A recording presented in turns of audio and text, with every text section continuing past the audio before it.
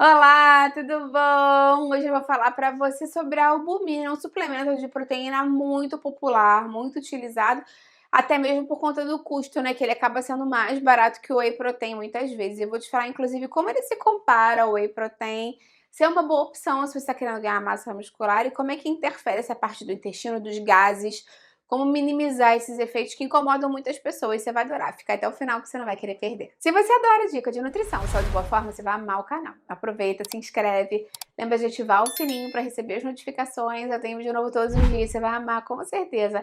Aproveita também, dá um pulinho no Instagram, me segue por lá, eu tenho outros vídeos, dicas, novidades, é o mesmo nome aqui do canal, @nutricionista Patrícia Leite também.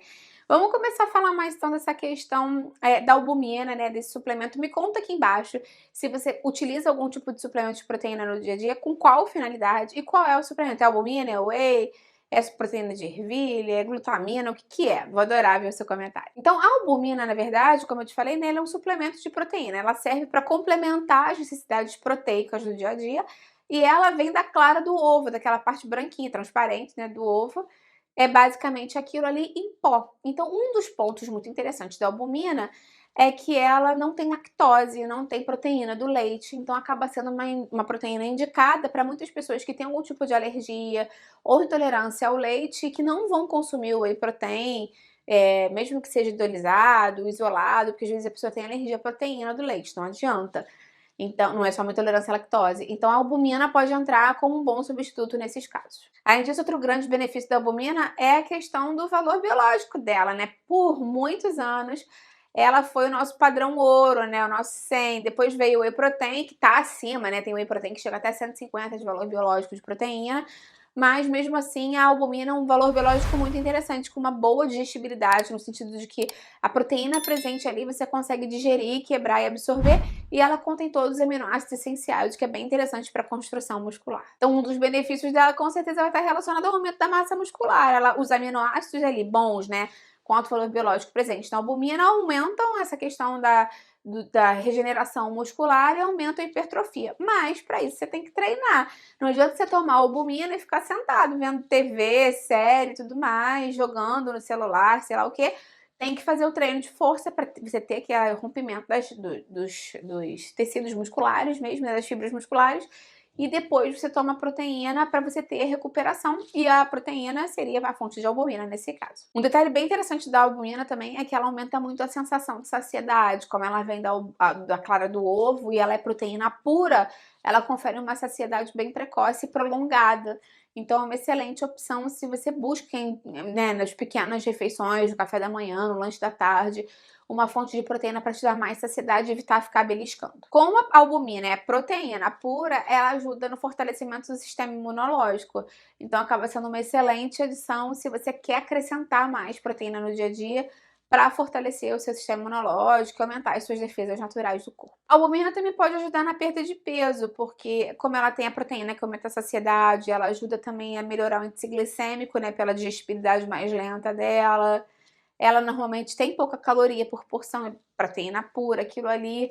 Então acaba sendo uma boa opção para as refeições em que você quer um aporte bom de proteína, mas não quer tanta caloria assim. Vamos falar um pouco dos prós e contras, então, da albumina e de outras proteínas que a gente tem disponíveis aí em pó para consumir, né, no mercado.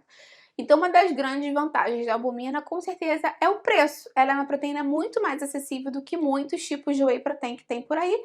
E é uma proteína de alto valor biológico, né, com bom perfil de aminoácidos, então acaba tendo um ótimo custo-benefício. Uma desvantagem dela é que ela tem uma absorção mais lenta que o whey, então dependendo do tipo de esporte que você faz, do volume e do tempo que você precisa fazer de recuperação muscular, ela pode ser um pouquinho mais lenta, né? Isso é uma questão a se levar em consideração.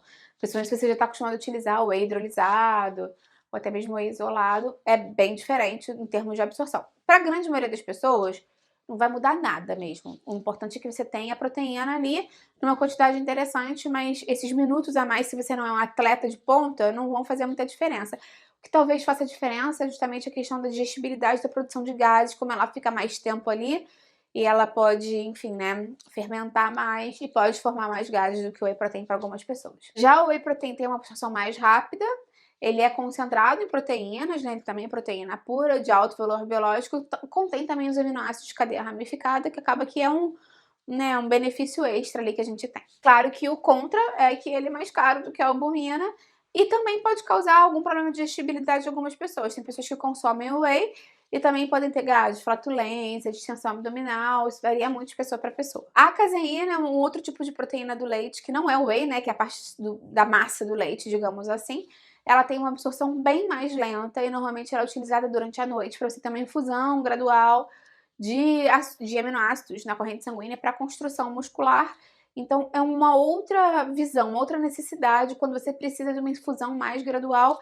E esse é um grande benefício dela mesmo, né? Principalmente se você toma ela à noite. De todas, ela é o sabor menos agradável. A caseína tem um sabor menos interessante do que o whey da própria albumina, então esse é um ponto negativo dela. E existem as proteínas vegetais. Claro que eu não posso botar todas na mesma caixinha, mas falando assim, né, de uma forma mais generalizada delas, porque existem vários tipos diferentes, a proteína vegetal acaba sendo uma boa opção para quem tem alergia ou intolerância. Tem gente que é alérgico a leite e a ovo também.